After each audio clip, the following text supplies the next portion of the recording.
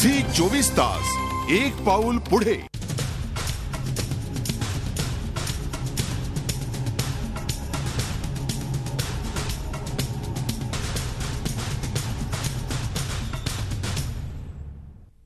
ब्रेकनंतर स्वागत। खरं तर स्टंट हा एक पेशा बनलाय।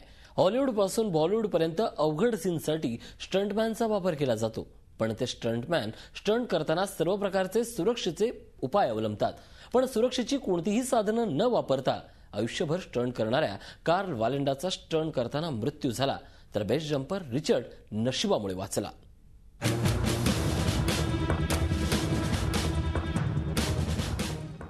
कार्ल वालेंडा अचाट स्टंट सादर करण्यात कार्लनं आयुष्य घालवलं आणि जीवघेणा स्टंट करतानाच त्यानं मृत्यूला कवटाळलं।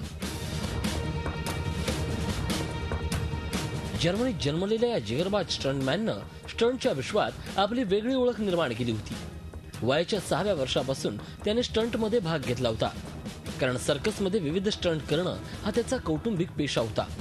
उंच दोरीवर आधाराशिवाय सायकल चालवणं, तसंच त्यावर मानवी मनोरे रचण्यात वालेंडाची ख्याती होती। कार्ल याने वयाच्या 70ीतही स्टंट करणं सोडलं नाही।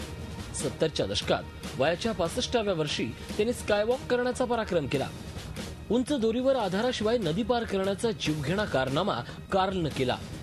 1978 साली वयाच्या 73व्या वर्षी असाच एक स्टंट करण्याचा प्रयत्न केला आणि तो त्याच्या आयुष्यातला शेवटचा स्टंट ठरला।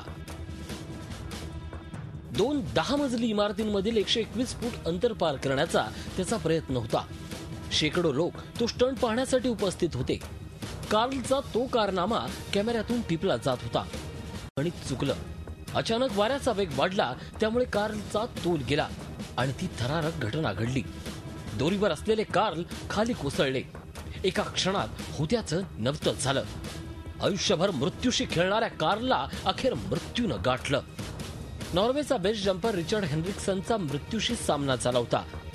रिचर्डला बेस जम्पिंग बरोबरच जिम्नॅस्टिकची आवड होती, त्यामुळे एका स्थानिक टीव्हीनं रिचर्डला घेऊन एका अनोख्या जम्पचा बेत आखला। 3000 फूट खोल दरीच्या कडेला एक जिम्नॅस्टिक बार लावण्यात आला आणि तिथून रिचर्डला दरीत उडी घ्यायची होती।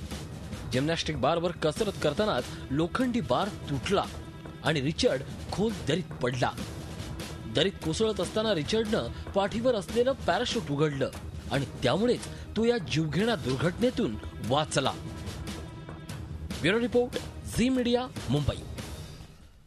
स्टंटच्या कारनाम्यावर होता आजचा प्राईम वॉच। आजच्या प्राईम वॉच मध्ये इथंच थांबूयात। पाहत राहा झी 24 तास एक पाऊल।